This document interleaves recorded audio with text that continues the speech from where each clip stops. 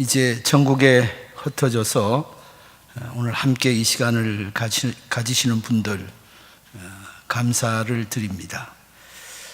교회에서도 영상 예배를 드리는데 하여튼 좀 못 믿어요. 예배는 제대로 드리는지, 예배 시간에 가족이 모여서 또 반바지 바람으로 앉아 예배를 드리는지. 제가 예배 드리기 전에 꼭 옷 제대로 입으라고 부탁을 하는데, 근데 이제 지난 추석 다음 날 우리 그 30대 중반쯤 된 교인, 여자 교인의 한 분이 저희 집에 찾아오셨어요. 목사님, 드릴 말씀이 있어요. 그래서 이제 앉아서 이야기를 듣는데, 영상 예배를 드리면서 9월 20일, 27일 두 주 설교를 덮어 들으면서 은혜를 받아서 회개를 하고 왔다는 겁니다. 뭘 회개했는데, 그러니까 이제 직장 생활을 하면서 여러 가지 생활이 좀 불안정해서 걱정이 돼서 월급을 받았는데 11조를 못했다는 겁니다. 회사에서 언제 잘릴지도 모르고, 또 잘리면 어떻게 먹고 살지 걱정이 너무 돼서 11조를 못하고 있었는데, 영상 예배를 드리면서 말씀을 듣는데 은혜가 되고 회개가 돼서 이제 회개하는 마음으로 11조를 들고 왔다는 거예요. 만 원짜리를 600만 원을 찾아가지고 왔어요. 만 원짜리니까 뭐 이따구 많더라고요. 그래서 제가 영상 예배도 이렇게 은혜를 받고 변화가 일어나는구나, 좀 안심이 됐고, 오늘 또 혹시 11조 안 하고 꿍치고 있는 분들은 회개하고 다 내시기 바랍니다. 참 마음이 뿌듯하고 감사가 넘쳤습니다. 조금 전에 말씀드린 것처럼 저는 합신 3회 졸업을 했고, 서울 외곽 금천구에서 교회를 개척해서 지금 38년째 목회를 하고 있는 최칠용 목사입니다. 합신 3학년 1학기 기말고사를 마친 직후에, 그러니까 1982년 6월 6일 주일 예배를 이제 개척 예배로 드리면서 시작을 했습니다. 그런데 어느새 38년의 세월이 지났어요. 가만히 생각해 보면 저에게 이 38년은 하루하루가 기적이었습니다. 하루하루가 감사고, 또 하루하루가 주님의 큰 은혜였어요. 지금도 이제 교회 이런저런 일들을 하다가 저녁에 집에 들어갈 때 이제 문을 열면서 우리 집사람하고 꼭 하는 이야기가 있습니다. 참 감사하지. 오늘도 정말 감사해. 그게 매일 그런 고백을 하게 되고, 또 한 가지 제가 제일 감사한 것은 38년 동안 꽤 힘들고 어려운 날도 있었는데 고난이 고난으로 느껴지지 않았다는 게 참 전 축복이라고 생각합니다. 배고픈 날도 있고, 굶을 날도 있고, 아픈 날도 있고, 또 누가 속을 뒤집어 놓아서 정말 성질이 날 날도 있었는데, 근데 그게 특별히 무슨 큰 고난이다, 이건 괴로워서 못 살겠다, 뭐 이런 생각은 거의 가져본 기억이 없습니다. 그저 목사는 이렇게 살아야 되는구나. 하나님이 굶으라고 그러면 굶고, 힘들라고 그러면 힘들고, 이게 그냥 목사의 삶인가 보구나, 이런 그 생각이 세월이 가면서 그게 은혜인 줄 알았습니다. 왜냐하면 저는 개척교회가 뭔지, 목사의 삶이 어떤 건지 이런 걸 전혀 몰랐습니다. 무식한 게 나중에 보니까 덕이 됐어요. 왜냐하면 우리 집안에서도 제가 처음 예수를 믿었고, 우리 처갓집도 예수 믿는 사람이 없습니다. 지금은 이제 좀 생겼어요. 그러니까 이게 교회나 무슨 이 성도의 어떤 일상적인 문화라든지 이런 형편에 대해서 전혀 몰랐습니다. 어느 날 어떻게 하다 보니까 신학교를 갔고, 뭐 누구 말 때나 하나님이 바이브레이션이 들어간 음성으로 뭐 칠룡아 이렇게 부른 것도 아니고, 하여튼 어떻게 하다 신학교를 갔고 합신해 왔고 방법이 없어 개척을 하게 됐으니 뭘 알겠습니까? 그러니까 그저 어려우면 이게 어려운가 보구나. 집을 얻어가면 불이 안 들어오는 거예요. 참 신기하대. 집 이사를 가면 냉방이요. 보일러가 안 돼. 제가 개척 처음 했던 그 집은 우리 아이들이 그때 어렸을 때인데 방 안에서 발이 다 얼었어요. 자고 일어나면 물이 얼었습니다. 그래서 우리 선배 목사님에게 말했어요. 아유 목사님, 왜 이사만 가면 그렇게 냉방으로 가요? 그러니까 조금 있으면 따뜻한 방도 나와 이러더라고요. 그 조금 있다 보니까 따뜻한 방으로 이사를 가더라고요. 그러니 그게 얼마나 큰 복입니까? 아마 힘들다고 투정을 하기 시작했으면 도중에 무슨 일을 냈겠지요. 도망을 갔든지. 그런데 그저 하나님의 은혜로 하루하루 그렇게 살다 보니까 이제 2년만 있으면 올해 빼고 2022년도에 이제 마무리를 짓습니다. 또 이제 금방 말년이 됐어요. 제가 군대에 있을 때 이런 소리를 들었습니다. 말년에는 젖은 낙엽도 조심해라. 젖은 낙엽을 밟으면 미끄러져서 탈나거든요. 요새는 참 젖은 낙엽도 조심하는 마음으로 이렇게 하루하루를 보내고, 젊어서 또 시작할 때는 뭘 좀 잘못해도 그 다음 잘하면 회복이 되는데, 이제 말년이 돼서 뭘 잘못하면 더 이상 회복의 기회가 없습니다. 그걸로 그냥 끝나버리는 거예요. 그래서 이제 한 2년 남짓 남았는데 하여튼 아주 조심조심 하루하루를 그저 주의 은혜로 살아가고, 제가 개인적으로는 새벽 기도를 매우 지난번에 와서도 한번 말씀을 드렸는데 중요하게 생각하는 게, 오늘 새벽 기도는 오늘 하루를 하나님의 사람으로 목사로 살아내기 위한 기도입니다. 뭐 멀리 큰 비전을 가지고 그런 건 전 잘 몰라요.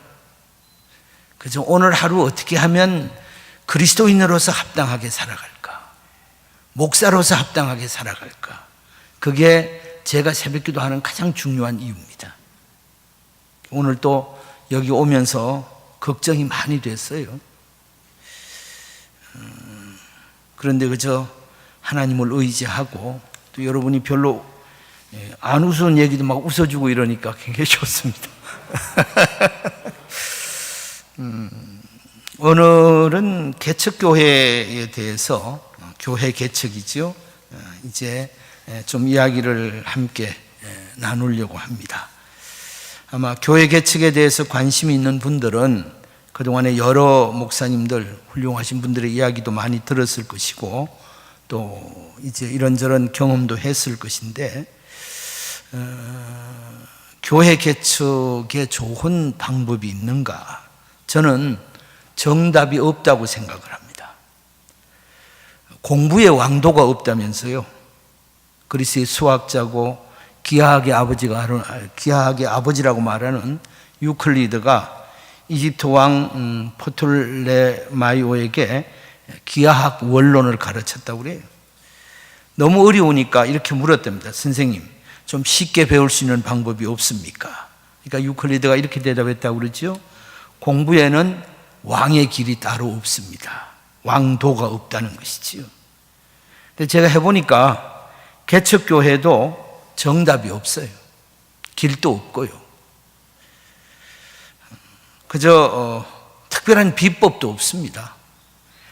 개척교회를 하면서 어떤 비법을 찾으면 꼼수를 쓰게 돼서 하나님의 일이 아닌 자기 일이 되겠지요. 그리고 실제로 개척한 목사님들이나 또 노회 안에서 이렇게 목사님들을 보면 다 비슷비슷합니다. 그저 별 거 없어요. 그래서 오늘 이야기도 그냥 여러분이 잘 참고하시고 또 유익한 점이 좀 있으면 그저 고맙겠습니다. 분명히 정답은 없지만 한 가지 분명한 것은 개척교회든 기성교회든 혹은 선교든 다 목회입니다. 근데 이 목회에는 하나의 원리가 있어요. 방식은 조금씩 다를지 모르지만 그 원리는 목회도 교회 개척도 선교도 하나님의 일입니다. 그리고 그 일은 하나님이 하신다는 거예요. 우리는 그 일에 그저 이렇게 도구로 쓰임 받는다는 겁니다. 저는 이건 변함없는 원칙이라고 생각을 합니다. 이게 원리예요. 우리가 하나님의 일에 쓰임 받는 것도 하나님이 뭐 특별히 부족한 게 있어서 우리를 쓰는 게 아니라 그저 전 개인적으로 목사를 안 만들어 놓으면 절대 수요일 저녁도 교회 안 나오고 새벽 기도 같은 건 절대로 안 하고 헌금하라고 그러면 뺀질거리고 그 꼬라지를 아니까 목사로 잡아다 놓고 솔직히 40년 동안 제 믿음 키운 거예요. 제가 이래봬도 개척할 때 비하면 지금은 굉장히 믿음이 좋아졌습니다. 하나님도 많이 알아졌고요. 그러니까 무슨 하나님이 뭐 부족해서 우리를 쓰는 게 아니고 우리가 무슨 하나님의 일에 큰 무슨 역할을 한다고 그런 분들도 있을지 모르겠어요. 뭐 훌륭한 분들은 그럴지 모르겠습니다만 하여튼 제가 개인적으로 생각하는 것은 목사가 안 됐으면 엄청 뺀질거린 교인이 됐을 겁니다. 따지고 제가 시골시 신앙생활 할 때 신혼부부인 목사님이 시골교회에 오셨어요. 제가 침례교회에서 우리 동네 교회가 침례교회 하나가 있어 그 교회를 다녔는데 초저녁에 붙잡고 앉으면 밤 12시까지 괴롭혔어요. 왜 이 성경이 이건 이러냐고 이걸 어떻게 믿을 수 있냐고. 나중에 사모님이 성질을 막 내더라고요. 그래서 제가 또 믿음 있는 체하고 아니 교인이 목사님에게 성경 좀 배우려고 이렇게 하는데 뭘 사모님까지 돼가지고 성질을 내냐고. 제가 결혼해 보니까 왜 성질 낸지 알겠어요. 그래요. 우리가 무슨 하나님의 일에 특별히 유익을 주는 거 아니라고 생각합니다. 목사 안 만들어 놓으면 사람 꼴하지 안 되거든요. 그래서 감사하고 그래서 그게 은혜고 감동이 되는 거지요. 그런데 언제부턴가 개척교회가 어렵다는 하소연들을 사람들이 합니다. 실제 노회에서도 보면 교회 개척이 잘 안 돼요. 이번 노회에는 2교회인가 우리는 들어왔던데 그동안 개척이 없었던 데 한참 됩니다. 코로나 때문에 교회 문 닫는다는 이야기를 여기저기서 많이 듣습니다. 젊은 목회자들이 개척할 생각을 안 하는 분들이 많다는 얘기도 듣고요. 제가 우리 교회 다른 교단의 목사님이 한 분 이제 한 2, 3년 계시다 갔는데 그분에게 들은 얘기예요. 그분이 속한 교단의 목사님들은 이제 젊은 분들 중에 이런 분이 있다고 합니다. 나는 부목사가 사명이야. 그 부목사를 왜 사명이라고 그래? 뭐 담임 갈 데 없고 개척 뭐 자신 없고 그저 부목사 하면서 사모님 나가서 일하면 둘이 벌면 먹고 살만하지.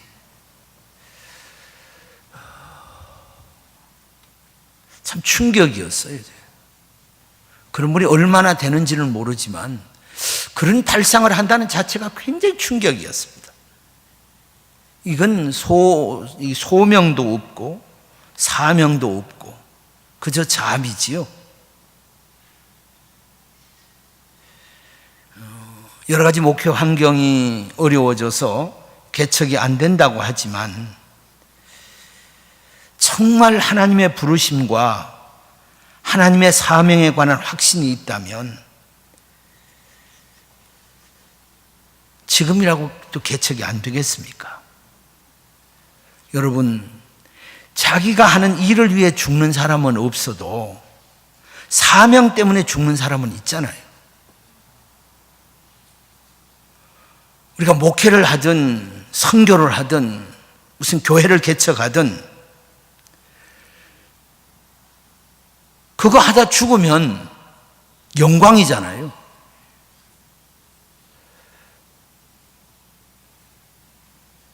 제가 우리 교회 어르신들이 요양원이나 요양병원에 계신 분들이 꽤 여러 분 계셔요. 지금은 이제 아예 들어오지 못하라고 그래서 못 갑니다만은 제가 한 달에 한 번씩 정기적으로 신방을 합니다. 하루 종일 해야 돼요. 하루 종일 하고 저녁에 들어올 때 꼭 이렇게 기도하고 옵니다. 하나님, 요양원까지는 안 가도록 그 안에 꼭 불러주십시오. 너무 비참해요. 너무 비참해요. 사명을 감당하기 위해서 평생을 살다가 마지막 거기서 어떤 분이 말처럼 집에 누워있으나 산에 누워있으나 오히려 산에 누워있는 게 훨씬 편할 것 같아요. 그래요. 정말 우리가 하나님의 부르심에 대한 확실한 소명과 하나님이 주신 사명에 대한 확실함이 있다면 그건 배고픈 것도 문제가 안 되고요. 힘든 것도 문제가 안 되고 죽는 것도 문제 될 거 없어요. 직업이면 달라지지요. 직업이면 달라집니다. 그러니까 노조 만들잖아요. 자기 이득 챙겨야 되니까 노조 만들잖아요.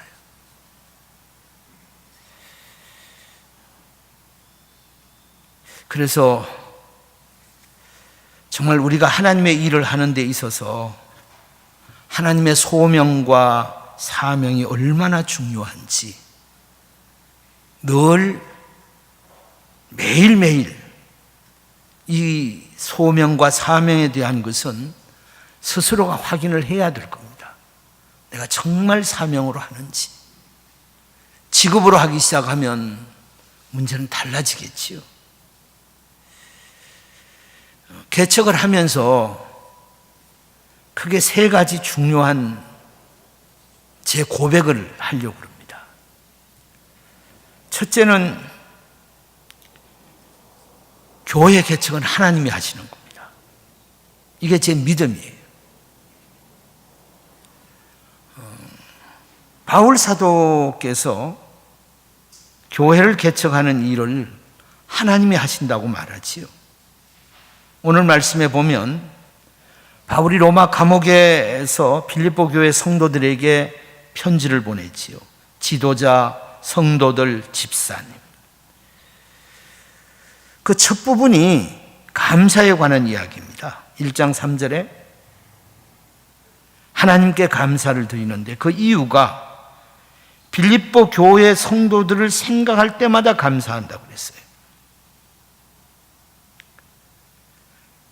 그리고 그들을 위해 기도할 수 있는 일이 너무 기쁘다고 했습니다. 그 이유는 자신의 좋은 동력자라고요. 바울 사도께서 복음을 전하고 교회를 섬기고 교회를 세우는 일에 이 빌립보 교회 성도들이 좋은 동력자였다고 말합니다. 그리고 6절이 이 말씀을 하지요. 너희 안에서 작은 일을 시작하신 이가 그리스도 예수의 날까지 이루실 줄을 우리가 확신한다. 너희 안에 착한 일을 시작하시니, 착한 일. 어떤 성경에 보니까 선한 일이라고 그랬어요. 너희 안에 하나님이 시작하신 착한 일, 선한 일이 뭘까? 끝까지 책임질 일이 뭘까?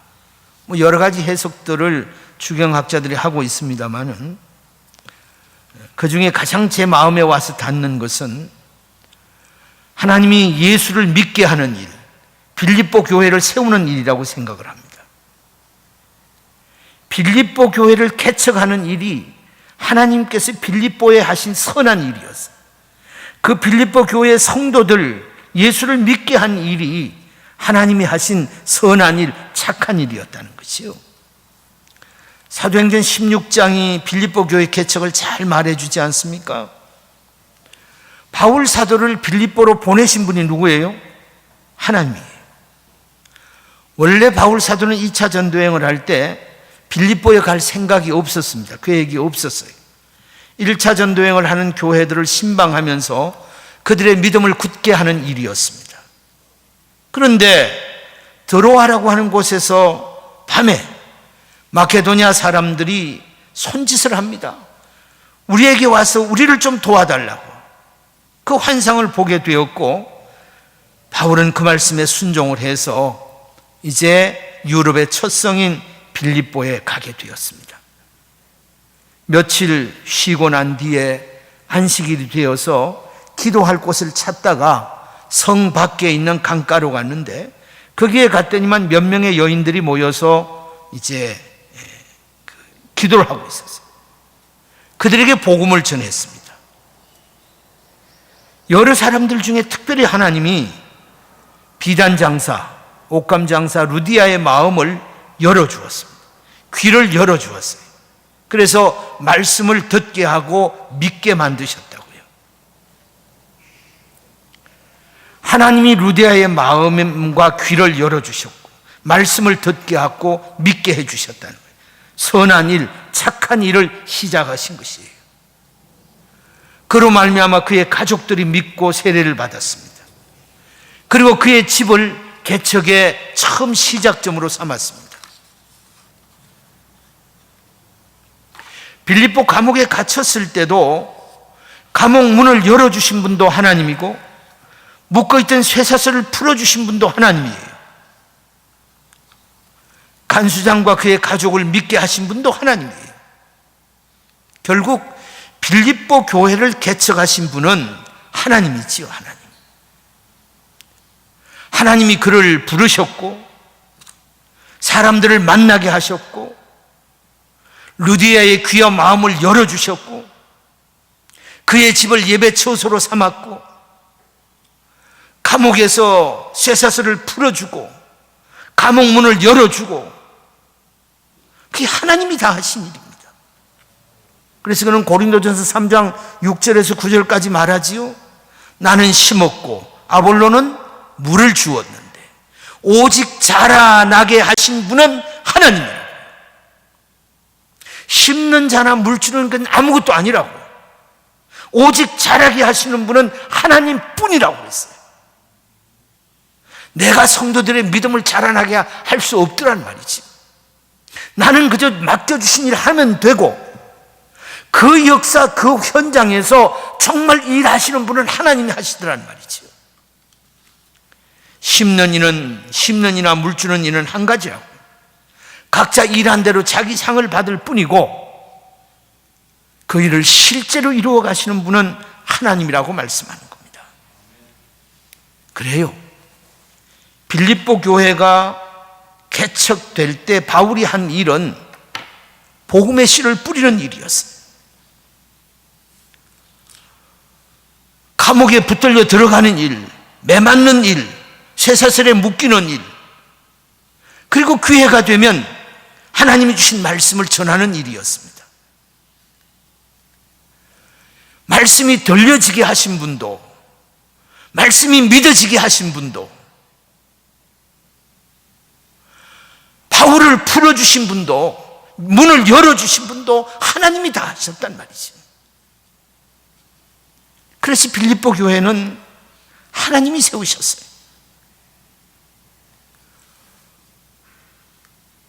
저도 목회를 하면서 정말 진실된 고백이 하나님이 하셨다는 겁니다.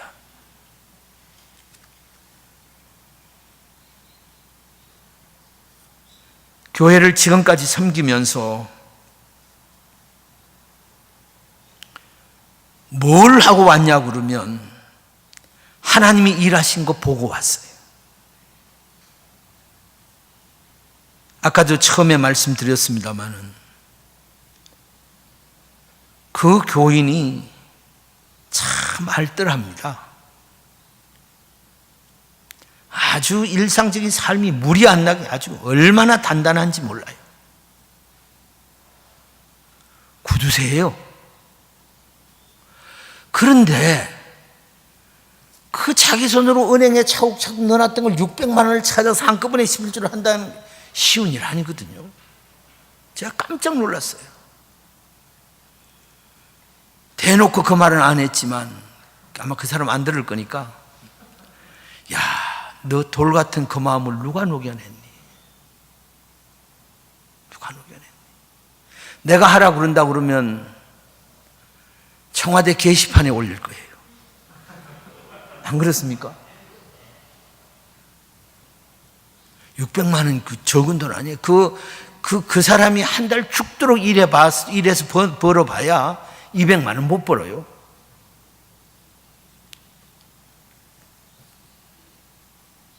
제가 개척을 할 때 최악의 상태였습니다. 어쩌면 제 인생의 최악의 상태였어요. 돈,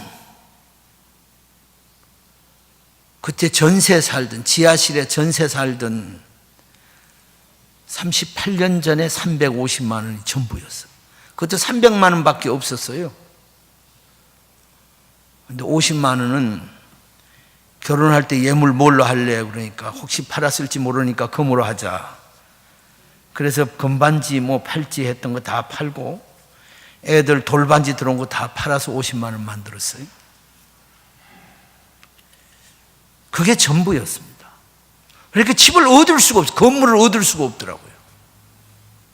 그래서 그 350만 원, 나중에 이제 어떤 사람한테 또 50만 원 빌려가지고 400만 원, 350짜리는 도저히 얻을 수 없어서 400만 원 주고 얻은 장소가 뭔고 하니 큰 길을 내서 한참 동네 뒷골목으로 들어와서 주택지에 어느 그 가정집 1층에 그 이발소 자리였어요. 4평짜리입니다. 4평. 400만 원 가지고 그거밖에 얻을 수가 없대. 그것도 서울 변두리인데도. 거기 누가 오겠어요? 4평 어느 정도는 짐작하지요. 1.8 해서 한번 뭐 몇 메다 되겠어요. 건강도 최악이었습니다. 사실 학교 다닐 때 굶을 때도 많았거든요. 제대로 못 먹을 때도 많고.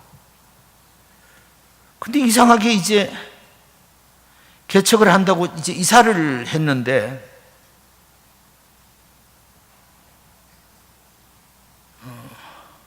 어떻게 몸을 추스릴 수가 없는 거예요. 시험은 쳐야 되는데, 그러니까 이제 그때 우리 그 동네 앞에 98번, 안양에서 반포로 가는 98번 버스가 있었는데 그 버스를 타고 이제 남서울교회에 가서 공부를 하는데 하여튼 몸을 추스릴 수가 없었습니다. 그래서 이제 집에 오면 그냥 누웠어요. 그 집은 또 이렇게 낮에도 불을 안 켜면 사람을 분간할 수 없을 정도로 이렇게, 또 그 집도 역시 불이 안 드는 냉골이었습니다. 이렇게 들어가서 이제 불을 희미하게 켜놓으면 사람 얼굴만 이렇게 알아볼 수 있는 그런 곳이었어요. 그 이제 봉천동에 살다가 그쪽으로 이사를 가는데 제가 이사 올 때 들것에 실려갔어요. 그 왜 이렇게 아픈가? 근데 병원에 가려니 돈이 없는 거예요. 진짜로 돈이 없었어요. 근데 이제 그 전에 교회 다니던 어떤 이제 아는 권사님이 계셨는데 이사를 했다고 그러니까 이제 왔어요. 휴지를 사들고.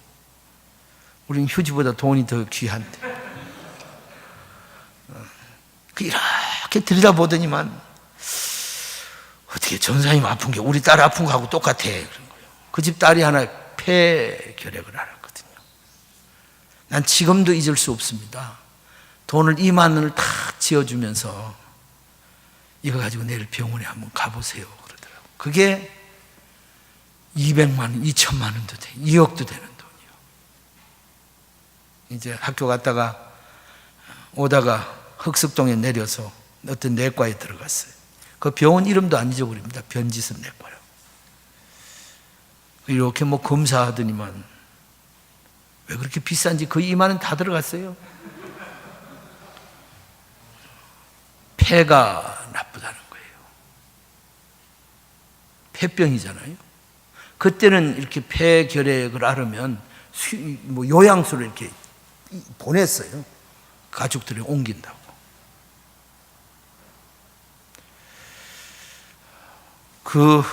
내가 평생에 제일 많이 울었던 게 그날입니다. 하여튼 무슨 생각인지 모르고 그냥 왔어요, 집에. 집에 와서 문을 이렇게 열고 들어가니까 이렇게 환한 데에 딱 방에 싹 들어가면 컴컴하면 이렇게 사람 안에 이제 우리 그때 4식구, 이제 우리 아이들 둘하고 유치원도 안 다닐 때지요. 그 다음에 이제 집사람하고 3명이 있는데 내가 쑥 들어가니까 3명이 이렇게 쳐다보는데 어두컴컴한 데서 쳐다보니까 눈알이 반짝반짝한 거예요. 그 순간에 제가 이렇게 말했습니다. 하나님, 해도 너무하네요. 그랬어요. 그러니까 눈물이 나더라고. 내가 오니까 우리 집 사람도 낌새를 채고 울었어요. 엄마 아빠가 오니까 애들은 덩달아 울었어요. 그날 오후 내도록 울었어요. 그리고 이제 여기저기 이제 알아보니까 그 용산에 가면 결핵센터라고 있는데 그게 뭐 잘한다고 그래서 가서 검사를 받았습니다. 그때는 이제 이제 개척교회도 못 하는구나. 이걸로 이제 끝내야 되겠구나. 난 어디 가야 되니까 학교도 중단해야 되고 그 절망감이 참 컸어요. 근데 뭐 이거 가래 검사 무슨 검사 굉장히 많더라고요. 그래서 이제 그 검사를 한 일주일 후에 결과가 나오는 데서 가니까 하나님이 살려주셔서 전염성은 아니라고 집에 있어도 된다고. 그 대신 약을 잘 먹으라고 그러더라고요. 그 약값이 얼마냐고 그러니까 한 달에 한 4만 원 정도 돼요. 내가 전에도 한번 이야기한 것 같은데 그 이제 집으로 왔어요. 이제 안 가도 되니까 교회는 그냥 하기로 하고 아까 이제 우리 교수님 말씀하셨는데 정말 6월 6일 날은 이렇게 이 힘이 없어서 자리 의자에 앉아 설교를 했어요. 4평짜리니까 말만 하면 입에 침이 튀어요. 요새 같으면 큰일 나죠. 그리고 요 조그만데 이제 2 가정이 있었습니다. 그래서 이제 그 2 가정하고 우리 가정하고 이렇게 이제 예배를 드리는데, 근데 뭐 이 입안, 목, 이 식도까지 다 헐어가지고 말을 할 수도 없고요. 무슨 말인지도 모르고요. 그런 상황에서 개척이 되겠습니까, 교회가? 하여튼 그런 상황에서 시작을 했어요. 그때 제가 엄청 회개했습니다. 전에 개척하기 직전에 있던 교회가 합동축 교회인데 그 교회에서 제가 그때 한 달에 10만 원 생활비를 받았어요. 올려준다고 그러는데 안 올려주더라고요. 그래서 성질 나가지고 얼마나 투덜거렸는지 몰라요. 그 약값 4만 원 내고 얼마나 회개했는지 몰라요. 10만 원 준다고 투덜거렸더니 하나님이 4만 원 뺏어가서 6만 원밖에 안 남더라고요. 진짜로. 그 다음부터는 절대 투덜거리지 않습니다. 더 뺏기는데요. 그러니까 건강 상태도 개척을 할 형편이 못 됐습니다. 뭐 집안 형편은 아까도 말했듯이 양가가 다 예수를 안 믿으니까 주일날 무슨 행사가 있어 안 가면 뭐 난리를 부리는 거예요. 우리 집은 이제 시골에 워낙 머니까 포기하고 살지만 제가 집은 가까운 데 있는데 무슨 주일날 집안에 무슨 일인데 안 온다고. 제가 또 이렇게 셋째, 사위로 말하면 세 번째거든요. 아이 새까만 쫄병이 말이야 이렇게. 그러니 뭐 교회를 모르지요. 교회를 개척한다고 그러니까 개업하는 줄 알아요. 진짜. 그래서 우리 그 둘째 처남이 충청도에 사는데 아주 사람이 인정이 많았습니다. 그래서 이렇게 왔어요. 최서방 학교 다닐 때 고생하더니만 개업해서 이제 좀 괜찮나. 그리고 이제 참여한 거예요. 근데 보니까 무슨 4평짜리 교인 한 몇 명 앉아가지고 뭘 하고 있거든요. 이분이 막 엉엉 울면서 저 새끼한테 내 동생 줬더니만 동생 죽인다고. 나는 안 보이는가 봐요. 그러니 무슨 집안에 기대가 있겠어요? 기도를 누가 해주는 사람이 있겠어요? 어쩌다 가면 고생한다고 무슨 밥 사 먹으라고 돈을 몇 푼 찔러주는 사람이 있겠어요? 우리 친구들은 뭐 집안 모이면 뭐 고생한다고 나 우리 친구 중에 하나가 그때는 우리 그 수업 끝나면 가끔 친구들끼리 모여서 책방에 갔어요. 서점에. 친구 중에 하나는 책을 이만큼 골려놓더니만 돈이 없다고 전화를 하더니만 처남이 와서 해결해 주더라고. 그래가 넌 얼마나 장가를 잘 갔으면. 그 개업으로 아니 얼마나 기가 막히겠습니까? 그렇다고 해서 개척 안 하면 무슨 갈 곳이 있었는가? 갈 곳도 없었어요. 기가 막히지요. 제가 한다면 뭘 했겠습니까? 제가 왜 하나님이 일하신다고 하는 거 아니? 그래도 피할 길을 내놓고 몰아붙였어요. 그때 주일학교 4학년짜리가 나왔는데 지금은 우리 교회 중견 일꾼이 되고요. 개척하전에 태어난 아이들이 지금은 우리 교회 반주자도 하고,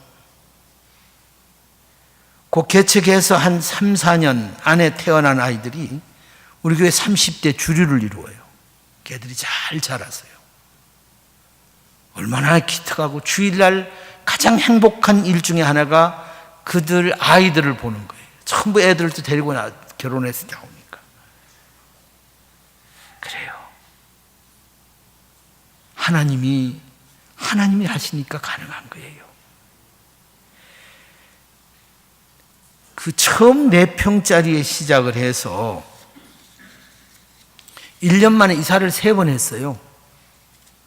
4평에서 그것도 이제 무슨 부흥되고 이래서가 아니라 4평짜리니까 겨울에 난로를 못 넣는 거예요. 그래서 이제 이사를 했는데 한 10평 되는 데로 갔어요. 2층으로. 근데 거기 또 밑에 술집이 돼서 왜 그렇게 술집 사람들은 밤중에 싸우는지 몰라요. 그리고 이제 이 여자분들도 다니고 이러니까 도저히 방법이 없어서 또 이사를 했어요. 그때는 23평으로 갔어요. 굉장한 장족의 발전이지요. 4평에서 10평으로 23평. 근데 23평은 갔을 때는 방법이 없어서 그걸 뒤에 잘라서 이제 사택으로 썼어요. 우리 그 둘째 아들이 우리 친구 집에 가니까 침대도 있더만, 우리 집은 맨날 이렇다고 성질을 부리니까 우리 집 사람이 우리는 의자가 다 침대야. 그러면 걔네는 침대를 방마다 하나씩 놓고 쓰지만 우리는 26개를 놓고 썼다. 그래서 그리고 이제 그 다음 해서 6번 이사를 했는데, 참 중요한 건 그 과정 하나하나가 하나님이 얼마나 오묘하게 일하시는지요. 세 번째에서 네 번째 이사를 할 때는 다 이제 그때는 뭐 막 릴레이 기도도 하고 막 열심히 했어요. 열심히 했는데 딱 우리가 계획한 때가 됐는데 건물이 하나 80몇 평짜리가 났다고요. 그래서 우리 그때 그 집사님이 그걸 보고 합시다. 그래서 이제 다 의논들이 됐어요. 그런데 그 집사님 한 분이, 내가 솔직히 말로 하면 그 인간이 이러고 싶은데, 이거 목숨 걸고 반대한대요. 야, 웃기대요.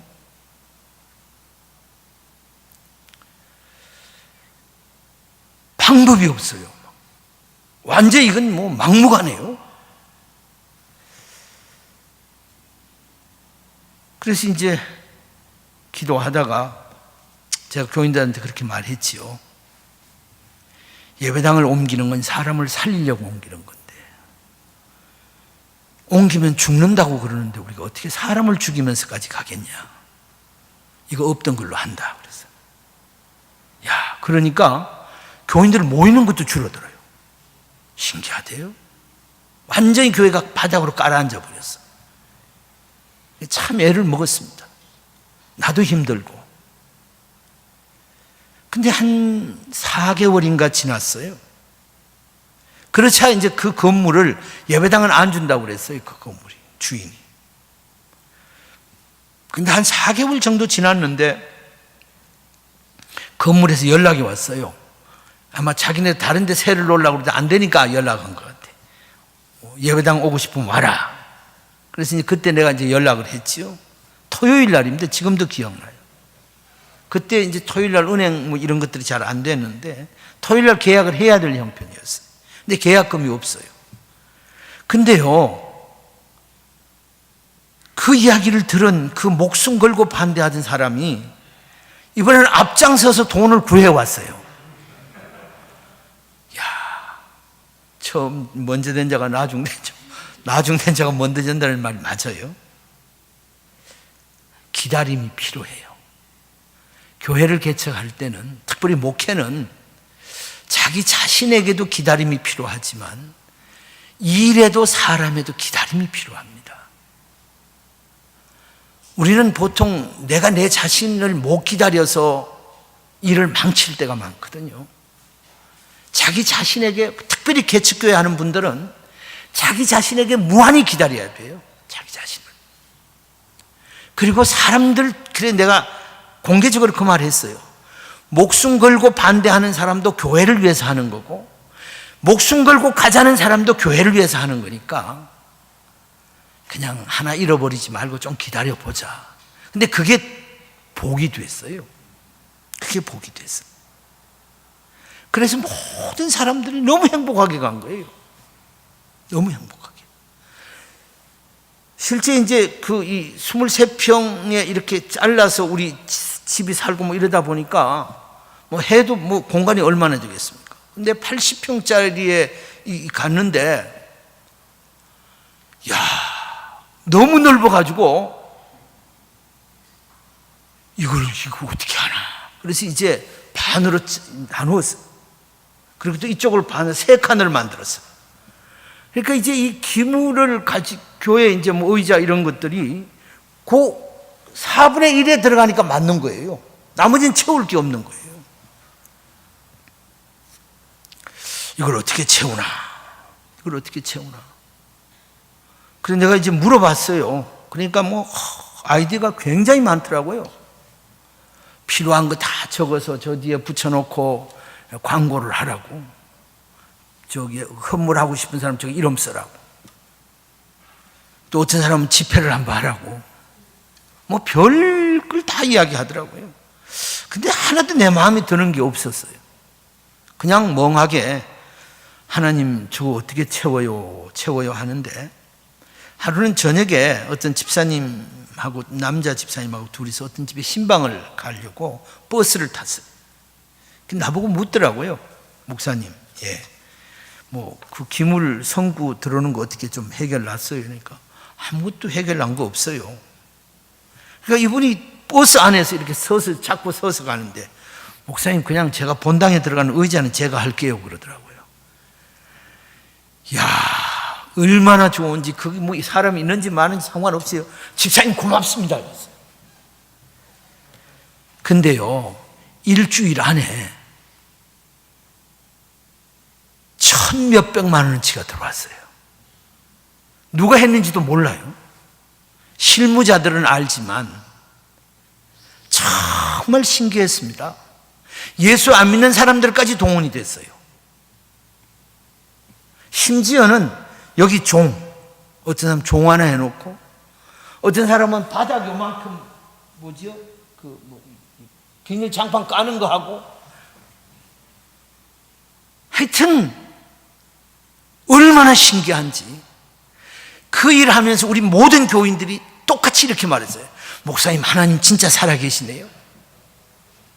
그게 채워진 게 문제가 아니고, 그 일을 통해서 교인들의 믿음이 얼마나 자랐는지요. 하나님이 일하는 게 보인대요. 그래서 그때 참 힘을 얻었습니다. 일은 이렇게 하는 거구나. 누가 뭘 했니, 안 했니, 왜 안 하니? 참 놀랍습니다. 그러다가 이제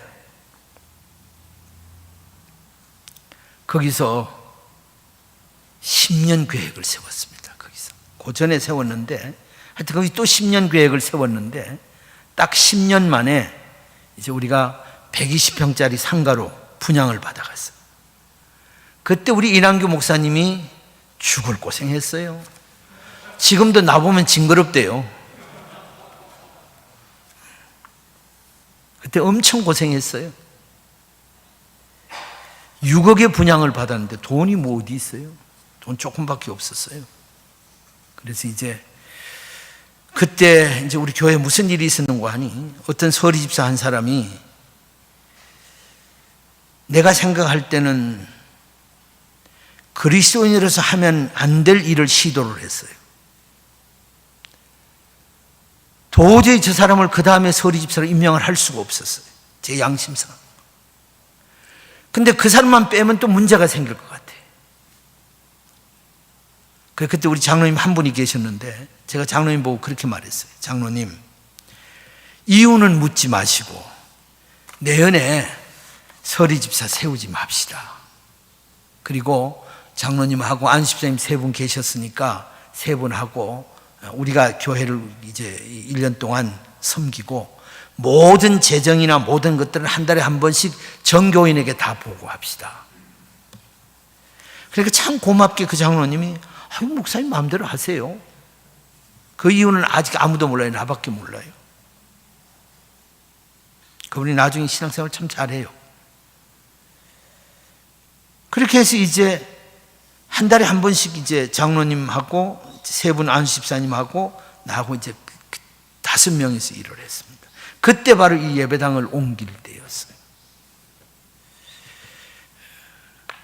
근데 이제 그때가 9월달, 8월달인가 9월달쯤 됐습니다. 분양을 받아놓고 이제 잔금을 치르고 뭐 이래야 되는데, 이제 그 회의를 이렇게 이제 남자들이 모여서, 그때 우리 그 장로님 한 분이, 그 장로님이 저 철원 쪽에 무슨 그 은행, 그 농협 지점장으로 가 있었어요. 그래서 이제 자기네 집으로 가자고 그래서 주일날 오후 예배 마치고 저녁에 다 그리로 모였습니다. 이제 회의를 하는데, 회의 석상에서 이제 우리 그때 안수집사님 부인 중에 한 사람이 옆방에 있다가 묻더라고요. 그 건축원금 그거 어떻게 해요, 목사님이? 그러더라고요. 그래서 내가 대답했지요. 아주 그냥 기도하고 있는 중인데 어떻게 했으면 좋을지 모르겠어요. 그러니까 그 앉았던 사람 중에 하나가, 목사님 뭐 기다릴게요, 우리끼리 먼저 합시다 그러더라고요. 근데 그 순간에 하나님이 제게 주는 지혜가, 이게 기회야 그러더라고요. 그럼 합시다 그랬죠. 그래서 이제 기도하고 종이 나눠주고, 뭐 앞으로 몇 년 이거 없습니다. 잔금 치를 때까지 얼마 현찰할 건지 그것만 적으십시오 그랬어요. 근데 그 자리에서 2억 8천이 나왔어요. 그럼 나머지는 어떻게 할래요? 원래 이제 교회 보증금 같은 게 좀 있었으니까. 그건 뭐 어렵지 않습니다. 일주일 동안 저녁 기도회 하고 다음 주일날, 그 다음 주일부터 했으니까 이제 장로님 나가서 광고하세요. 그랬어요. 근데 진짜 그렇게 했는데, 주일날 광고했는데 나머지 액수가 다 맞아떨어지게 들어왔습니다. 그리고 교인들이 무슨 짜고 했냐고 그랬어요. 그래서 다 이사를 하고, 그때 우리 교인이 한 200명쯤 됐죠. 돈이 남았어요. 그래가지고 우리 동네 뷔페에 가서 연말 잔치를 하는데, 교인은 200명밖에 안 되는데 연말 뷔페에 가서 잔치한다고 그러니까 사람이 400명이 모였어요. 어떤 교인은 사돈까지 데리고 왔어요. 그 일을 하면서 참 놀라웠어요. 아, 하나님이 이렇게 일하시는구나. 무슨 돈 때문에 시험에 든다느니 뭐 이런 거 없었어요. 제가 왜 자꾸 하나님이 일하신다고 하는 거 아니? 사람을 보내주는 것도 그렇고 경우에 따른 사람을 내보내는 것도 그래요. 하나님이 하시는 거예요. 건물 문제가 제일 어렵잖아요. 교회를 개척하면 하나님이 철저하게 그 일을 합니다. 120평인데 본당이 60평을 만들어 놓으니까 저 끝이 안 보이는 것 같아서니까, 야, 이제 여기서 목회를 마치는가 보구나. 근데 2년 되니까 이게 꽉 차버리는 거예요. 왜 찼는지도 모르겠어요. 사람들이 꽉 차니까 교인들이 이제 우리도 예배당을 옮겨야 되지 않습니까? 이 말을 하고 시작한 거예요. 그러니까 한쪽에서 벌떼처럼 일어나는 겁니다. 무슨 예배당을 옮기냐고. 열정이 있는 사람들은 주여 우리에게 좋은 예배당을 주옵시고 이러면 월요일 날 그 사람한테 전화를 해요. 너 앞으로 절대로 공기도에서 예배당에 기도하지 마. 이렇게 말하는 거예요. 야, 어렵대요. 참 교회 별일 다 많아요. 그래서 이제 내가 이제 공개적으로 기도하는 건 막을 수 없지 않냐. 그건 성령의 역사를 막는 거니까 그냥 하여튼 기도하자 그랬어요. 그리고 이제 뭐 반대하는 사람, 나보고도 무슨 일이 있을 때 만났는데 대놓고 목사님 우린 예배당 짓는 거 반대해요. 그럼 내가 반대하세요. 반대하세요. 밥을 먹으려고 시켜놨는데 한 숟가락도 못 먹고 왔어요.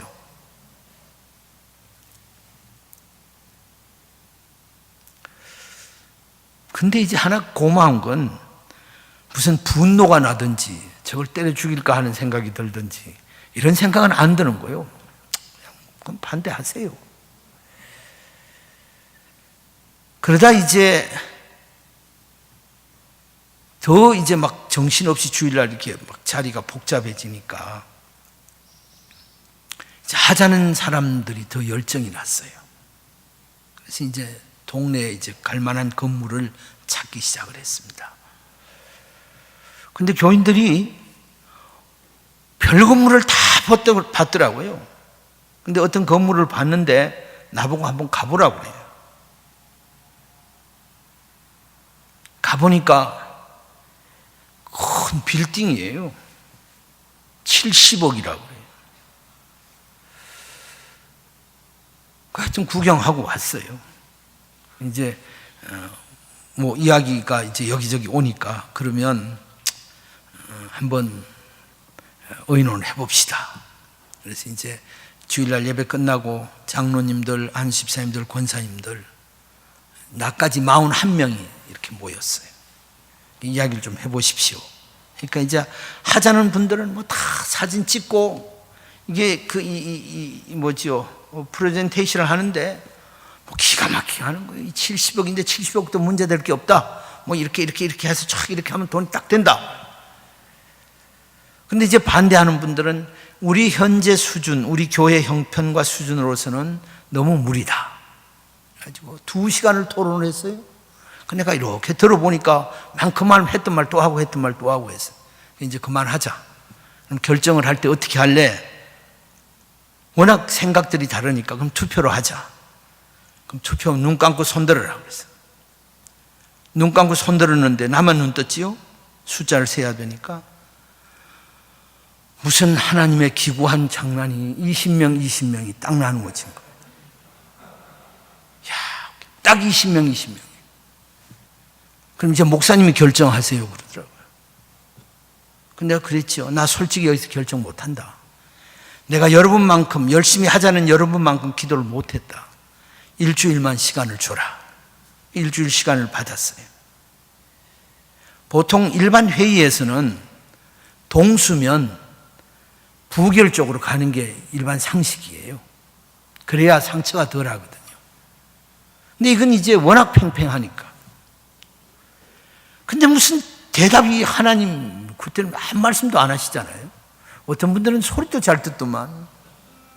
그래서 이제 일주일 동안 기도하면서 답답하지요. 뭐 여기저기 전화해봐도 그렇고 어떻게 하면 좋은가. 근데 이제 그 주간 금요일 날 제가 신방을 하는데 여러 가지 이제 좀 어려운 집들을 신방을 했습니다. 네 집을 했는데 네 집 가서 다 이야기 들으면서 울었어요. 저녁 때 집에 오면서 70억짜리를 한다고 하나님이 돈을 007 가방에 집어넣어서 던져주는 것도 아닌데 이 교인들이 다 헌금해서 해야 될 일인데 이들에게 무슨 헌금을 하라고 그런가. 70억 한다고 그러면서 100만 원 하겠어요 200만 원 하겠어요 해가지고 될 일도 아니고. 그러니까 마음속에 이건 안 되겠다 하는 생각이 들더라고요. 근데 그 다음 순간에 그럼 하자는 20명은 나보고 안 그래도 우리 목사님 때문에 예배당 못 진다고 늘 그 교인들이 투덜거리는데 얼마나 믿음 없는 목사라고 뒤에서 수건거릴까. 존심도 상하고 쪽도 팔리고 참 답답하대요. 그러다 이제 마지막 결론이 그래도 누가 뭐라고 그러면 대답이라도 할 말이 있어야 되겠다. 그래서 제가 때론 보면 알잖아요. 헌금 100만 원 할 사람인지 무슨 집이라도 하나 있어야 뭘 할 거 아닙니까? 조금 할 수 있는 사람 4사람을 만났어요. 1대1로. 당신과 나하고만 알자. 서론 다 집어치우고 그냥 작정해서 몇 년 끌 거 없고 70억 해서 잔금 치를 때까지 전에처럼 헌금 현찰로 얼마나 할래? 이건 영원히 비밀이다. 우리 집 사람도 몰라요. 누굴 만나는 지금도 몰라요. 앞으로도 그런 거 하니 어떤 서리 집사 한 사람이 내가 생각할 때는 그리스도인으로서 하면 안 될 일을 시도를 했어요. 도저히 저 사람 말 안 하고 죽으려고 그래요. 두 분이 목사님 집 팔겠습니다. 아파트 팔아서 내놓겠습니다. 두 분이 이런저런 얘기를 하셨어요. 제가 울었습니다. 야, 나처럼 목회를 해도 집을 팔아내놓겠다는 사람도 있네. 그래서 이제 혼자 앉아 계산해 보니까 둘이 집 팔아가지고 안 돼요. 40명 모아놓고 이제 그랬지요. 이번 일은 없던 걸로 합시다. 그러니까 하지 말자고 하는 분들은 아멘 그러고 그 하자고 하는 분들은 입이 만큼 나와서 아멘도 안 하고 그리고 이제 무산돼 버렸습니다. 그리고 그게 봄이었어요. 그리고 이제 여름 지나 총회, 그래 9월 총회 때였습니다. 그 총회가 그 당시 우리 노회 남문교회에서 열릴 때였어요. 근데 월요일 날 저녁마다 우리 권사님들이 기도를 하는데 그 기도에 월요일 우리 집사람이 갔다가 그날 밤에 안 왔어요. 그 새벽에 갔더니만 이제 밤에 권사님들이 다 밤에 교회에 있었더라고요. 그 새벽 기도 끝나고 집에 오는데 나보고 그러더라고요. 이제 그 전에 무슨 일이 있었는고 하니 그렇게 70억짜리 그만두고 어느 날 새벽 기도를 하는데 마음속에 무슨 생각이 드는 거 아니?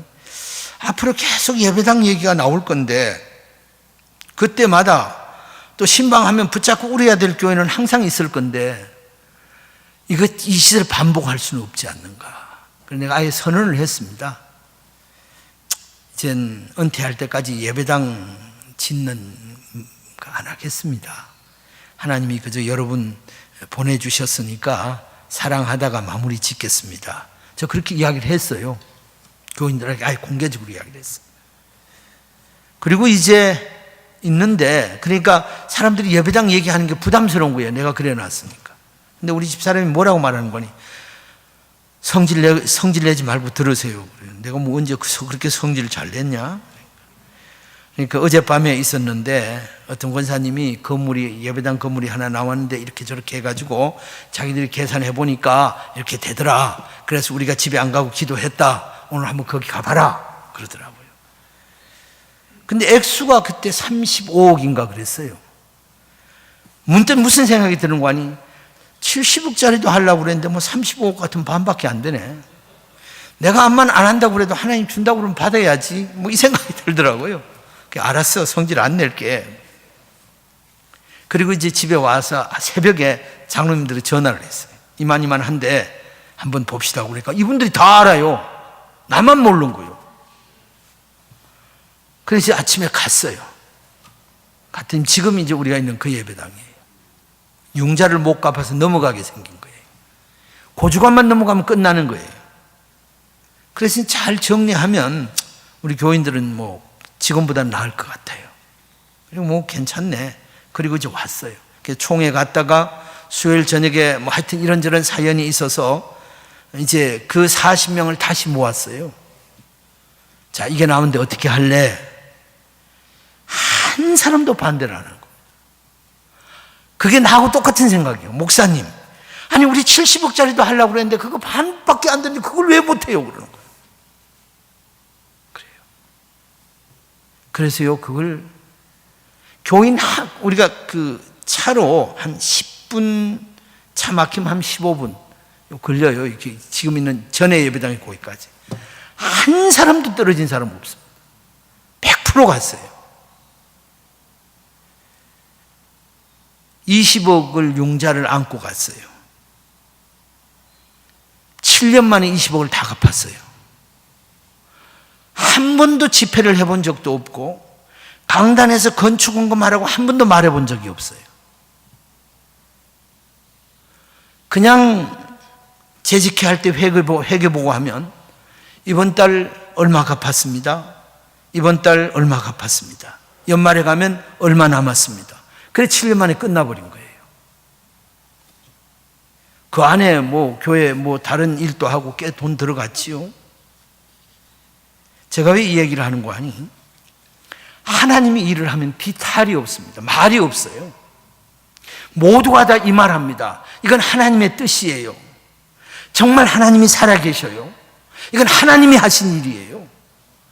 제가 목회하면서 이사를 6번 했지만 할 때마다 성도들의 믿음이 얼마나 놀랍게 자라는지. 여러분, 놀라운 일이에요. 우리가 너무 욕심을 부려서 문제가 생기는 거예요. 그러니까 믿음도 잃어버리고 사람도 잃어버리고 상처만 남는 거예요. 교회를 개척하는 건 큰 교회를 짓겠다고 하는 거 아니에요. 그 과정을 통해서 하나님의 뜻을 이루고 우리는 믿음을 키워나가는 거 아니겠어요? 그래서 두 번째로는 교회를 개척하는 데서 과정이 얼마나 중요한지 몰라요. 우리가 하나님의 일에 결과에 너무 집착을 해요. 내가 성공한 사람이 실패한 사람. 여러분, 목회의 성공과 실패의 기준이 뭐예요? 무엇이 성공과 실패입니까? 멋진 프로그램을 하고 건물을 멋지게 지어놓고 사람이 많으면 성공입니까? 여기 선생님들이 계시지만 신구약 시대의 교회들이 사람 숫자 적어서 실패한 시대 있습니까? 건물 없어서 실패한 시대가 있습니까? 프로그램을 안 돌려서 실패한 시대가 있습니까?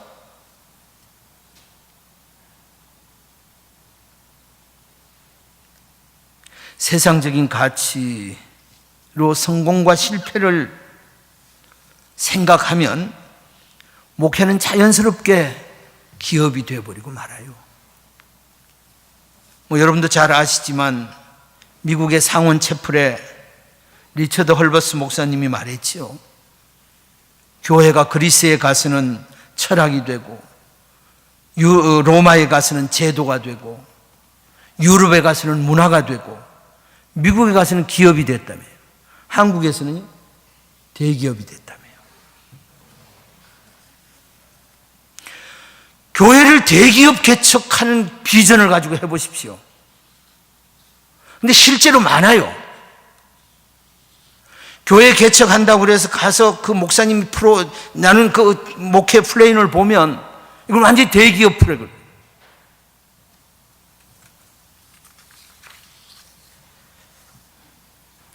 시대가 변하면 변해야 될 것들이 있지요. 근데 여러분, 아무리 시대가 변해도 절대 변하면 안 될 가치가 있거든요. 그게 우리가 붙잡아야 될 진리의 역사 아닙니까? 왜 그 소중한 것까지 시대가 변한다고 다 바꿔야 된다고 그러냐는 말이에요.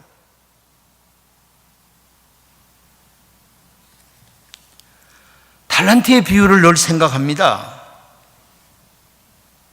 5달란트, 2달란트, 1달란트. 주인이 마지막 본 게 뭡니까? 몇 달란트 남겼느냐를 본 거 아니에요. 제가 보기에는 주인으로부터 달란트를 받아서 그 보고할 때까지 그 과정이 어땠느냐를 보는 거예요. 그러니까 5달란트나 2달란트 받은 사람에게 똑같이 칭찬하잖아요. 착한 종이라고, 충성된 종이라고. 마지막 액수를 따진다면 5달란트 받은 사람에게 제일 많이 칭찬해야 되잖아요. 1달란트 받은 사람은 과정이 잘못됐거든요. 하나님 없이 살았잖아요. 하나님 묻어놓고 살았잖아요. 자기 하고 싶은 대로 했잖아요.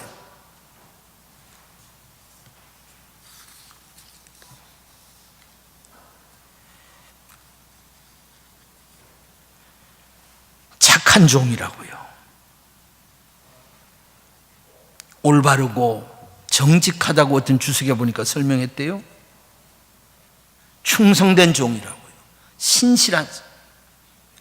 그 과정이 5달란트든 2달란트든 1달란트든 몇 달란트를 받느냐가 중요한 게 아니라 받은 걸 가지고 주인에게 보고할 때까지 어떤 과정으로 그 일을 했냔 말이에요.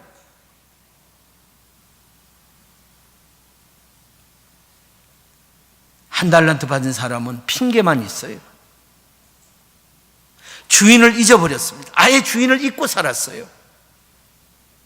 묻어놔 버렸으니 관심 없어도 되잖아요. 나중에 파내주면 되니까. 주인과 상관없이 살았습니다. 교회를 개척해서 목회를 한다는 건 과정입니다. 과정에 부끄럽지 말아야 돼요. 대기업 꿈꾸지 말고. 제가 총회장 할 때 미주, 우리 그 자매결을 맺은 미주 총회에 갔어요. 알래스카에서 했는데 가니까 그 총회 의사 자료를 한 권 줬습니다. 우리 총회도 마찬가지입니다만 의사 자료를 쭉 교회 보고란을 제가 쭉 읽어봤어요. 보고 안 한 교회들도 많아요. 근데 여러분, 한 600교회, 보고 안 한 교회까지 합치면 한 700교회 이상 될 것 같아요. 근데 보고 한 교회가 한 600교회 남짓 됐습니다. 그 중에 100명 이상 된 교회가 100교회가 안 돼요. 3명, 4명, 10명, 많아야 50명. 근데 여러분, 거기 목회하는 분들이 다 어떤 분들입니까? 한국에서 신학교 다닐 때 다 공부 잘한 분들, 똑똑한 분들, 유학 가서 어떻게 하다 한국 그 한인교회 맡아 하시는 분들이에요. 그건 뭐 합동 측도 마찬가지고 고신 측도 마찬가지고 우리도 있고. 저보고 설교하라고 그래서 했어요. 여기 다 나보다 공부도 잘하고 똑똑하신 분들인데 여러분 평생 10명 붙잡고 목회하다 천국 갈 거 아니냐고. 옆면 갑자기 100명 됩니까? 막 어떤 분들 울더라고요. 만약에 그걸 성공과 실패로 숫자로 나눈다면 세상에 누가 목회를 하겠어요?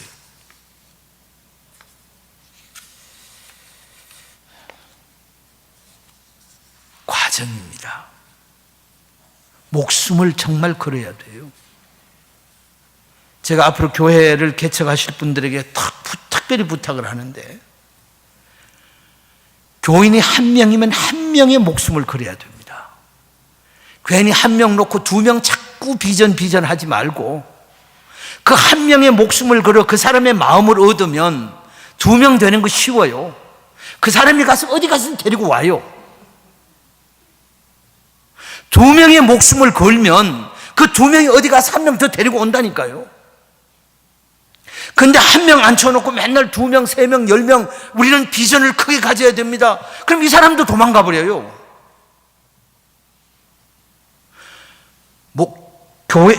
그 목회를 하는 목사가 자기 목장의 성도들의 마음을 붙잡지 못하면 목회를 못합니다.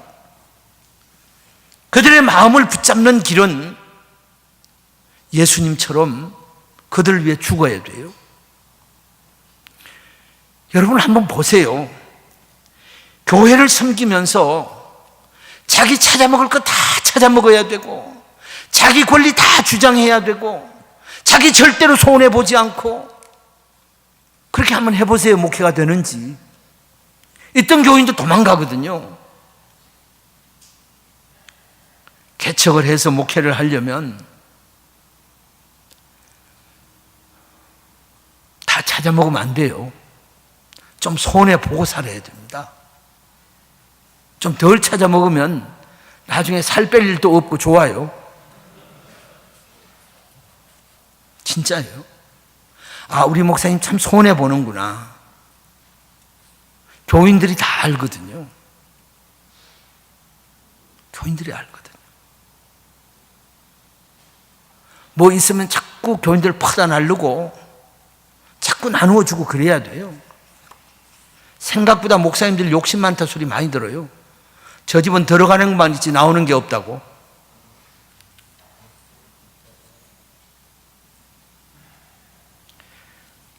우리는 열심히 퍼주려고 애를 썼어요.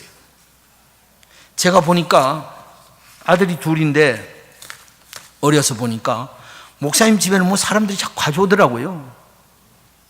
그래서 우리 교인 아이 하나는 자기도 목사 되겠다고 목사님이 오니까 자기네 집에서 막 겨울에 딸기도 주고 괜찮다고. 그리고 그렇게 보이잖아요. 그래서 제가 느낌 어떤 생각을 가졌는가 하니 야 이러다 보면 애들 거지를 만들겠구나. 그래서 이제 어려서부터 이렇게 뭘 집에 있으면 걔들 보고 나누어 주는 건 전부 심부름을 다 시켰어요. 가 좀 나누어 주라고. 우리 교인들이 가끔 그런 얘기를 합니다. 뭘 하나 주면서 이건 꼭 남 주지 마세요. 근데 더 생겨요. 그 남는 장사예요. 그게 하나님의 계산법 아니에요. 헌금을 하든지 교회에 시간을 투자하든지 뭐든지 좀 손해보면 하나님이 절대로 그냥 두지 않아요. 진심을 담아서 정말 예수님이 목숨까지 바치면서 섬겼잖아요. 예수님의 섬김의 클라이막스는 죽음이에요. 마지막으로 한 말씀만 하겠습니다. 제일 큰 문제가 이제 그런 개척을 하려면 대책이 있어야 되지 않냐. 저는 교회 개척의 대책은 무대책이라고 생각을 합니다. 하나님 다 할 건데 뭘 대책을 세워요. 끝내라는 건데 한 1분만 더 하면 되죠. 완벽한 대책을 세워놓고 목회를 하는 분이 어디 있습니까? 그런 사람 쉽지 않아요. 개척교회 건물 없고 뭐 이것저것, 심지어 어떤 분은 계획을 세웠는데 아이들 학원비까지 계산해냈습니다. 인간적인 대책은 없지만 교회를 개척하는 데 제일 큰 대책은 믿음이에요. 그겁니다. 능치 못함이 없는 하나님의 역사를 우리가 믿지 않습니까? 정말 믿음을 가지면 하나님이 은혜를 주십니다.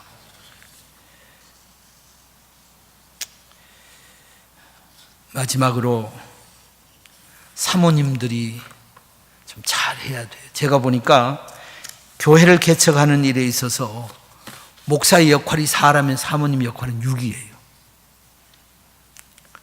결국은 사모님 역할이 얼마나 중요한지 몰라요. 그 많은 남 모르는 어려움들을 거기서 잘 소화를 해내지 못하면